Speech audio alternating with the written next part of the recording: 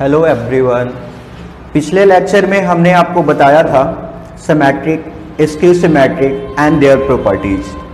आज के लेक्चर में हम आपको बता रहे हैं कुछ स्पेशल टाइप्स ऑफ मैट्रिक्स जो आपको जानना बहुत अनिवार्य है।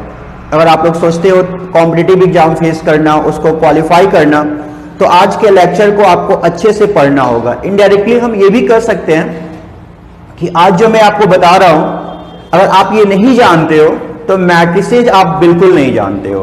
इसलिए अच्छे से इसको सीखने का प्रयास करना है और बहुत आसान है। ये सारा टर्म अगर आप सीख लिए तो क्वेश्चन आपसे बनता चला जाएगा। एक्चुअली बोर्ड एग्जाम जिसे आप कॉम्पिटिटिव सॉरी आप इसे एकेडमिक बोलते हो, और कॉम्पिटिटिव एग्जाम जिसमें आपका एनडीए आता है, मेंस आता है, एडवांस आता है बेस्ड ऑन 12th बोर्ड, तो दोनों में फर्क ये है कि जो एकेडमिक एग्जाम है वो डायरेक्ट किसी भी क्वेश्चन को दे देता है। जैसा हम बोलते हैं नाक पकड़ना, ये हुआ एकेडमिक। लेकिन जब कॉम्पिटिटिव की ओर जाते हैं तो थोड़ा उसको टर्न करके पकड़ना होता है, लाइक दिस। तो हमें टर्न करके पकड़ने की आदत डालनी होगी। इसका मतलब ये हम समझाना चाह रहे हैं कि उसका थोड़ा आपको एप्लीकेशन करना होगा। लास्ट लेक्चर में ही हमने बता दिया था कि आज मैं आपको क्या बताने वाला हूं, Hermitian matrix, skew Hermitian matrix. पहले ये दो टर्म समझे, फिर धीरे धीरे हम लोग आगे बढ़ेंगे। जब सिमेट्रिक और स्क्यू सिमेट्रिक की बातें की जा रही थी तो वहां पे हम आपको बताए थे कि जब डाटा का एंट्री रियल हो, मतलब उसमें जितना भी डाटा है सारा डाटा रियल हो, तो वहां पे सिमेट्रिक की बातें की जाती थी, स्क्यू सिमेट्रिक की बातें की जाती थी। जब इनका डाटा इमेजिनरी हो तो वहां पे हर्मिशन और स्क्यू हर्मिशन की बातें की जाएगी। देखा जाए ध्यान से, कहा जाता है कि अ स्क्वायर मैट्रिक्स, वैसे भी हम आपको पिछले क्लास में हर क्लास में बताते गए हैं कि अब तक जो भी हम मैट्रिक्स पढ़ रहे हैं all are the types of square matrix. तो हर्मिशन मैट्रिक्स के बारे में कहा जाता है कि a square matrix is said to be Hermitian if A is equal to A का पावर थीटा। हम इसको क्या समझाने चाह रहे हैं, A is equal to A का power theta.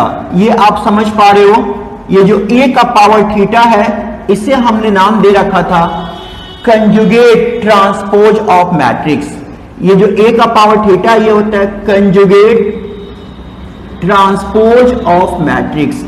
Conjugate transpose of matrix में क्या होता था कि मैट्रिक्स का जो फर्स्ट रो दिया हुआ है उन सारे एंट्री का आप कंजुगेट लिख दो।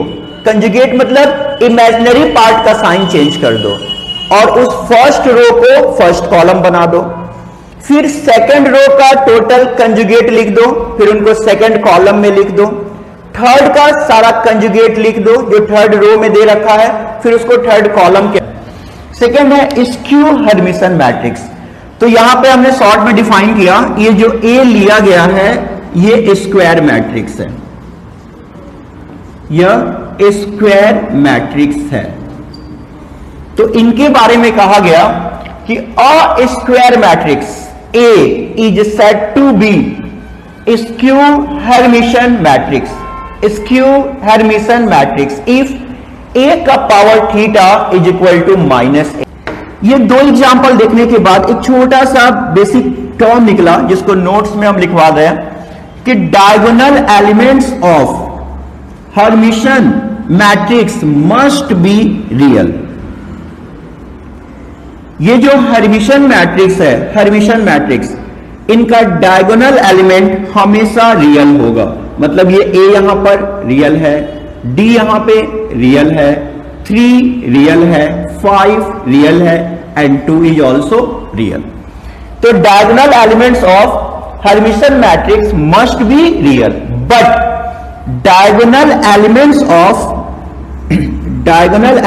Of skew Hermitian matrix, short में हमने लिख दिया SHM, skew Hermitian matrix must be purely imaginary. Purely imaginary का मतलब जिनका रियल पार्ट जीरो हो।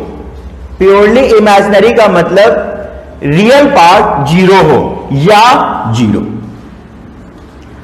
स्क्यू हर्मिशन मैट्रिक्स का कंडीशन है कि डायगोनल एलिमेंट्स प्योरली इमेजिनरी होगा, like I, 2i, 3i, 4i या 0 होगा, 0। यहां पे भी एग्जांपल देखा जाए तो इनका जो डायगोनल एलिमेंट्स है वो 0 है। इसके जगह हम लोग प्योरली इमेजिनरी भी लिख सकते थे। नेक्स्ट है ऑर्थोगोनल मैट्रिक्स। ऑर्थोगोनल मैट्रिक्स के बारे में कहा जाता है कि a square matrix A is said to be orthogonal matrix if A transpose A transpose is equal to I. यानी कि ऑर्थोगोनल मैट्रिक्स का जो कंडीशन ये है कि A इंटू ए ट्रांसपोज जो है वो I के बराबर हो या A ट्रांसपोज A भी I के बराबर हो। इनसे रिलेटेड क्वेश्चन कैसा रहेगा, हम इसको आज लेक्चर के एंड में 6-7 क्वेश्चन दे देंगे ताकि आप देख लो इनसे रिलेटेड कैसा क्वेश्चन एग्जाम में पूछा जाता है। तो आप इसको पहले खुद से ट्राई कर लेना, अगर ना बने तो फिर नेक्स्ट लेक्चर में उन सारे क्वेश्चन का सॉल्यूशन हम अपलोड कर देंगे। But first of all you try, सबसे पहले तुमको ट्राई करना होगा। तो अ square matrix of nth order is orthogonal if A transpose बराबर ए ट्रांसपोज ए बराबर in मतलब अगर वो सेकेंड ऑर्डर का है तो सेकेंड ऑर्डर के आइडेंटिटी मैट्रिक्स के बराबर होना चाहिए, अगर वो थर्ड ऑर्डर का है तो थर्ड ऑर्डर के आइडेंटिटी मैट्रिक्स के बराबर होना चाहिए, अगर वो nth ऑर्डर का है तो nth ऑर्डर के आइडेंटिटी मैट्रिक्स के बराबर होना चाहिए। जैसे एग्जांपल यहां दे रखा है, ये मैट्रिक्स ए है तो ये ऑर्थोगोनल मैट्रिक्स कहलाएगा कब, तो आपको मल्टीप्लीकेशन सिखाया गया है, आप ट्राई कर लेना। A इंटू ए ट्रांसपोज, तो A यहां दे रखा है, इनका ट्रांसपोज भी लिख देना। ट्रांसपोज मतलब first row first column, second row second column, उन दोनों को आपस में मल्टीप्लाई करना तो ये हमेशा आइडेंटिटी मैट्रिक्स के बराबर आएगा। आइडेंटिटी मैट्रिक्स के बराबर आ गया मतलब ये ऑर्थोगोनल के कंडीशन को सपोर्ट कर दिया, मतलब ये कौन सा मैट्रिक्स कहलाएगा, ऑर्थोगोनल मैट्रिक्स कहलाएगा। आप इसको ट्राई कर लेना। यहां पर मैट्रिक्स ए का वैल्यू, फिर यहां पे मैट्रिक्स जो ए है उनका ट्रांसपोज का वैल्यू, इन दोनों को मल्टीप्लाई करना होगा। मल्टीप्लाई करने के बाद ये सेकेंड ऑर्डर का आइडेंटिटी मैट्रिक्स आ जाएगा। नेक्स्ट इडेम्पोटेंट। आइडेम्पोटेंट मैट्रिक्स क्या होता है? एक्चुअली जो आइडेम्पोटेंट का मतलब होता है अनचेंज्ड, मतलब वैल्यू चेंज ना हो। तो आइडेम्पोटेंट मैट्रिक्स वैसे स्क्वायर मैट्रिक्स को कहते हैं जिनका स्क्वायर भी उन्हीं के बराबर हो। जैसे ए स्क्वायर बराबर ए आ गया तो यहां पर ये जो मैट्रिक्स है वो कहलाएगा आइडेम्पोटेंट मैट्रिक्स कहलाएगा। तो ए स्क्वायर निकालने का मेथड हमने आपको बता रखा है, ए इंटू ए, फिर यहां पे मैट्रिक्स ए रख देना है, यहां पे भी मैट्रिक्स ए रख देना है, इन दोनों को आपस में मल्टीप्लाई कर लेना है। जैसे ही ये दोनों आपस में मल्टीप्लाई होगा तो मल्टीप्लाई होने के बाद खुद ये ए के बराबर आ जाएगा, तो ये मैट्रिक्स कहलाएगा आइडेम्पोटेंट मैट्रिक्स कहलाएगा।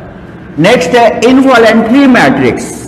इनवॉलेंट्री मैट्रिक्स का मतलब होता है A square is equal to आई, मतलब कोई भी मैट्रिक्स जिनका स्क्वायर किया जाए और वो आइडेंटिटी मैट्रिक्स के बराबर आए तो वो मैट्रिक्स कहलाता है इनवॉलेंट्री मैट्रिक्स। ये दोनों में थोड़ा सा डिफरेंस है, आइडेम्पोटेंट और इनवॉलेंट्री में बेसिक डिफरेंस ये है कि इनका स्क्वायर इनके बराबर होता है, बट इनका स्क्वायर इनवॉलेंट्री मैट्रिक्स के इनका जो स्क्वायर है वो आइडेंटिटी मैट्रिक्स के बराबर होता है। जैसे आज फॉर एग्जांपल ये मैट्रिक्स ए दे रखा है, इनका भी हम लोग स्क्वायर निकालेंगे, मतलब 0 1 1 0, फिर इसको इसी से मल्टीप्लाई करेंगे 1 0, तो ये बराबर आना चाहिए आइडेंटिटी मैट्रिक्स के। चेक करते हैं, first row first column 0 plus 1 1 होगा, first row second column 0 plus 0 0,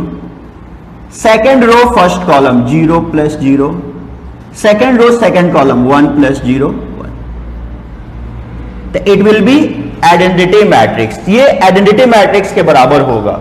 so this matrix is example of involuntary matrix.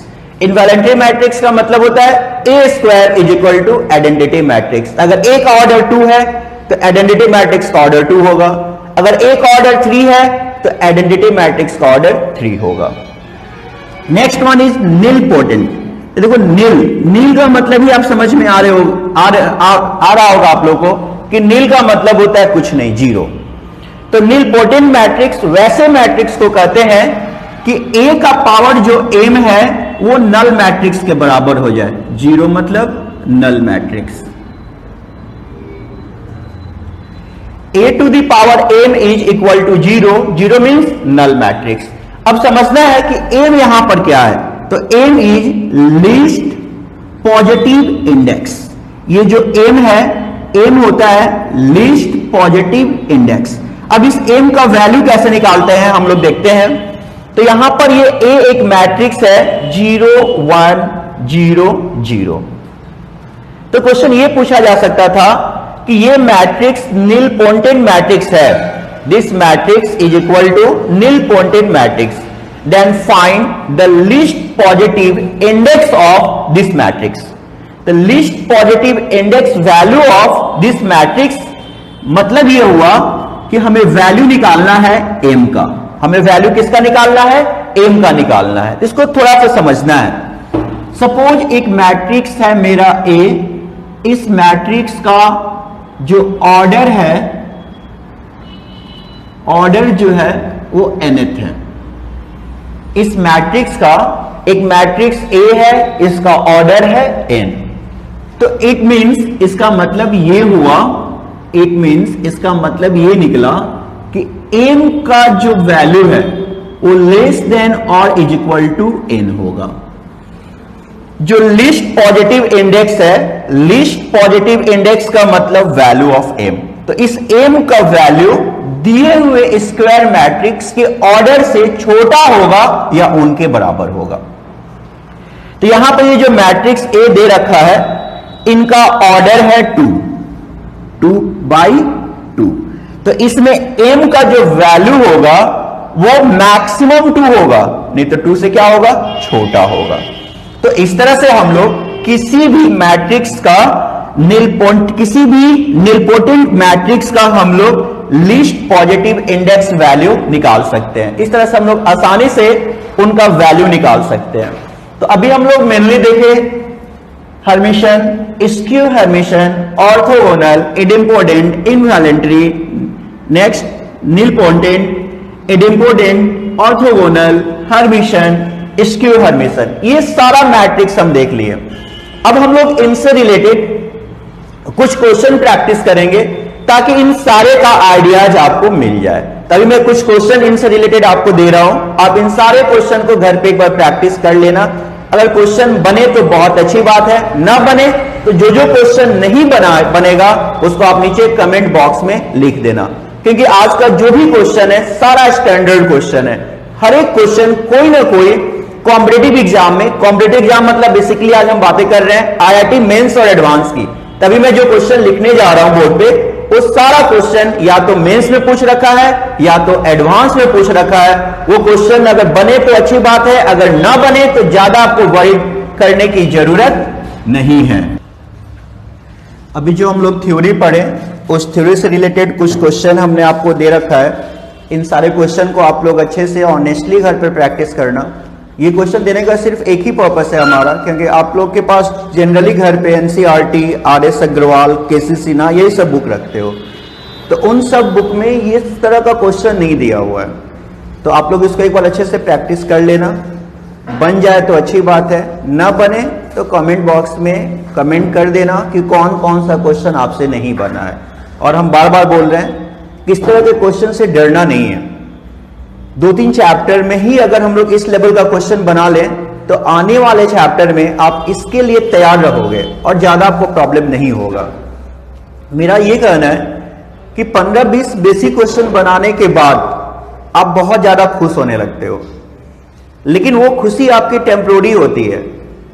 मेरा ये कहना है कि 10-15 बेसिक क्वेश्चन बनाओ जो आपके बुक में दे रखा है, लेकिन उसके बाद कुछ स्टैंडर्ड क्वेश्चन भी बनाओ, क्योंकि जो आपका कॉन्फिडेंस है वो कॉन्फिडेंस एक स्टैंडर्ड क्वेश्चन से ही मिलेगा। थोड़ी देर के लिए हम भूल जाते हैं कि ये हमारा आईआईटी में पूछा है या एनडीए में पूछा है या स्कूल एग्जाम में दिया है। अब थोड़ा सा हम लोग पढ़ाई करेंगे सीखने के पॉइंट ऑफ व्यू से। जब तक सीखने की चाहत नहीं होगी आप कुछ भी अच्छा नहीं कर पाओगे। और सीखने का मतलब होता है कि एक्सट्रीम लेवल तक जाकर प्रॉब्लम का एप्लीकेशन करें हम लोग। तभी जो भी हमने आपको बता दिया उनसे रिलेटेड ये सारा क्वेश्चन दे रखा है। ये क्वेश्चन, फिर यहां पे एक अस्क्यू सिमेट्रिक मैट्रिक्स है जो ए इस रिलेशन को सेटिस्फाइड कर रहा है, तो यहां से ए का कौन सा मैट्रिक्स होगा बताना है। यहां पर ए बी बराबर ए दे दिया है, बी ए बराबर बी दिया है, इसमें कौन सा ट्रू नहीं है, तो 4 ऑप्शन है, इसके अकॉर्डिंग बता देना है। कंसीडर किया गया है कि ए एक मैट्रिक्स है जिसका ऑर्डर है 2 क्रॉस 2, कंडीशन दिया है ए स्क्वायर बराबर 0, तो ट्रेस ऑफ ए क्या होगा। एबीसी बराबर पी दिया है, ए बराबर ये दिया है, प्रूफ करना है कि ए इज ऑर्थोगोनल मैट्रिक्स कब, if ABC are the roots of this equations. ये जो एबीसी है इस इक्वेशन का रूट्स है। तो बस इन सारे चीजों को ध्यान में रखते हुए इन क्वेश्चन को आप लोग बनाओगे, और मेरा मानना है कि आपसे बनेगा। थोड़ा टाइम दोगे इन सारे क्वेश्चंस पे तो मजा आएगा। और अब थोड़ा सीखने के लिए पढ़ो, हर लेक्चर में कुछ ऐसा चीजें सीखने का प्रयास करो जो थोड़ा नयापन लाए। नेक्स्ट लेक्चर में जो हम लोग पढ़ेंगे वो आपके बोर्ड एग्जाम के लिए काफी इंपॉर्टेंट है, वो है इनवर्स निकालना, एलिमेंट्री ऑपरेशन से इनवर्स निकालना। हालांकि इनवर्स निकालने का बहुत सारा मेथड है, बट आपके बोर्ड एग्जाम में एलिमेंट्री ऑपरेशन से इनवर्स निकालना हम लोग सीखेंगे नेक्स्ट लेक्चर में। आज के लिए इतना ही।